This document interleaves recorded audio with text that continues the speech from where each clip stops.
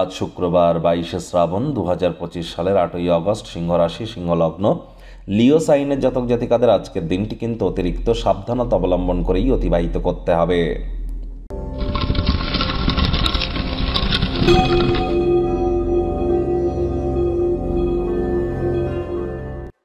ভিডিওটির শুরুতেই রাজযোগ চ্যানেলের তরফ থেকে কবিগুরু বিশ্বকবি রবীন্দ্রনাথ ঠাকুরের মহাপ্রয়াণ দিবসে আমাদের তরফ থেকে রইল শ্রদ্ধাঞ্জলি। আজ যেহেতু শুক্রবার, তাহলে শুক্রের বীজমন্ত্র ওম দ্রাং দ্রিং দ্রং শুক্রায় নমঃ, এটি আপনারা সকাল দুপুর সন্ধ্যা 3 বেলায় 108 বার জপ করুন, অত্যন্ত উপকৃত হবেন। হোয়াইট কালার বা সাদা রঙের ড্রেস আপনারা পরিধান করুন। বাড়ির উত্তর পূর্ব কোণে গোলাপের তৈরি কোনো আতর বা ইত্তার আপনারা রেখে দিতে পারেন, তার মুখটি খুলে রাখুন। স্নানের জলে হাফ কাপ কাঁচা দুধ, গোলাপ জল বা আতর ইত্যাদি দিয়ে স্নান করুন। রেগুলার বডি স্প্রে ইউজ করুন, দেখবেন আপনাদের আর্থিক সমৃদ্ধি, ডোপামিন হরমোনের ক্ষরণ বৃদ্ধি অর্থাৎ সুখের মাত্রা বৃদ্ধি, প্রেমের জীবনে সফলতা, নাম যশ খ্যাতি, এর সাথে সাথে আপনাদের ওয়েলথ ক্রিয়েশন বা ক্রিয়েটিভ ফিল্ডে যারা আছেন তাদের ক্ষেত্রেও অত্যন্ত নিজেদেরকে আপনারা উন্নত অনুভব করবেন।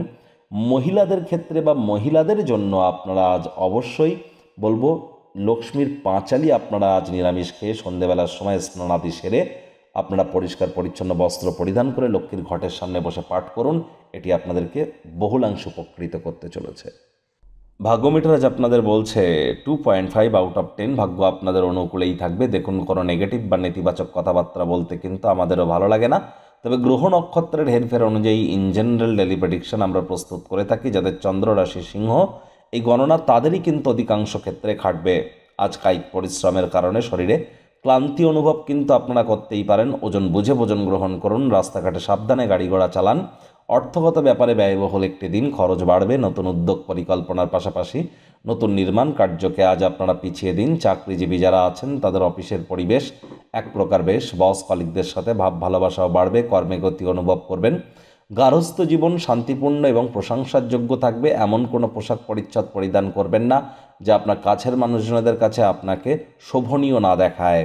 চাকরিজীবী যারা আছেন অফিসে কম কথা বলে কাজ বেশি করুন, মনের থেকে মস্তিষ্ককে বেশি দাম দিন, তবেই কিন্তু বসের সুনজরে পড়তে পারবেন। কঠিন একটি সময়ের পর কর্মক্ষেত্রে সুন্দর কোনো কিছু আপনাকে কিছু অবাক কিন্তু করতেও পারে। আপনার কাছে অনেক ফাঁকা সময় আপনারা পাবেন, সময়ের সদ্ব্যবহার করুন। যোগব্যায়াম, ধ্যান, প্রাণায়ামের সাহায্য নিন। মন্দির, মসজিদ, গুরুদ্বারা ভ্রমণ করুন।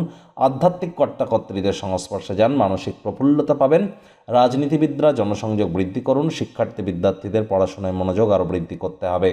উচ্চশিক্ষার জন্য যারা বিদেশ যাত্রার কথা ভাবছিলেন, ভাগ্যদেবী আজ আপনাদের পক্ষে নেই।